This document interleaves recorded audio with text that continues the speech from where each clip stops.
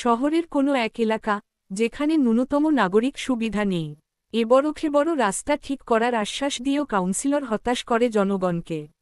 এলাকার তরুণ নাফিস ইকবাল শাকিব খান চাকরি ছেড়ে এলাকায় কফিশপ চালায়। সে মনে করে তরুণেরাই দেশকে এগিয়ে নিয়ে যাবে, সরকারের দিকে না তাকিয়ে থেকে নিজেদের কাজ নিজেদের করেই এগিয়ে যেতে হবে। অন্যদিকে শহরের নামকরা চিকিৎসকের মেয়ে মিলা চৌধুরীর শবনম বুবলি স্বভাব এর বিপরীত। সে ক্ষমতা পিপাসু।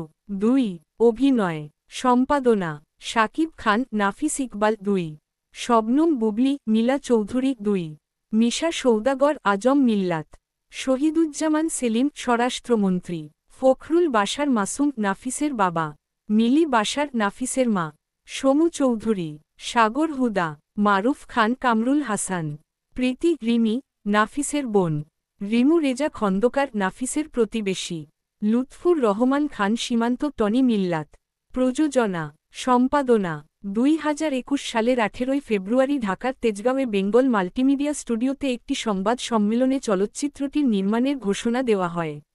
সেখানে পরিচালক তপু খান এবং প্রধান চরিত্রের জন্য শাকিব খান ও বুবলির সঙ্গে আনুষ্ঠানিকভাবে চুক্তি সম্পন্ন করা হয়, যা জুটি হিসাবে তাদের 12তম চলচ্চিত্র।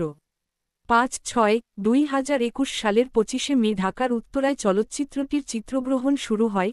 উত্তরার বিভিন্ন স্থানে 1 জুন পর্যন্ত টানা 8 দিন চিত্রগ্রহণ শেষে স্বল্প বিরতি দেয়া হয়।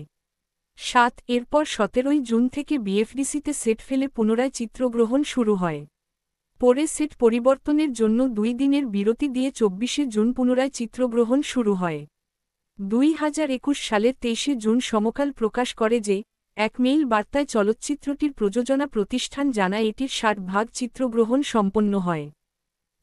বাংলাদেশে কোভিড-19 বৈশ্বিক মহামারী প্রকোপ বেড়ে যাওয়ায় সারাদেশে লকডাউন ঘোষণা করা হয়, ফলে 28শে জুন এটির চিত্রগ্রহণ বন্ধ হয়ে যায়। এরপর দেশব্যাপী লকডাউন শিথিল হওয়ায় 45 দিন পর 2021 সালের 11 আগস্ট থেকে চিত্রগ্রহণে অংশ নেন শাকিব খান।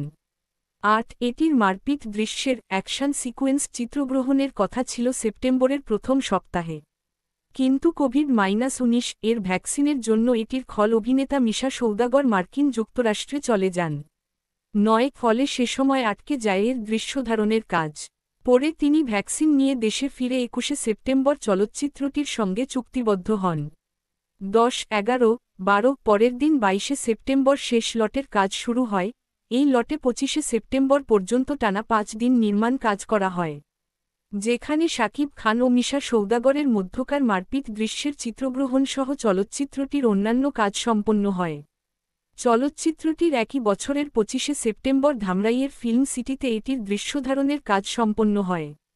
13-14 এরপর 2রা অক্টোবর রাজধানীর একটি 5 তারকা হোটেলে সুরমা সুরমা শিরোনামের একটি গানের দৃশ্যধারণের মাধ্যমে পুরোপুরি সম্পন্ন করা হয় এটির নির্মাণ কাজ।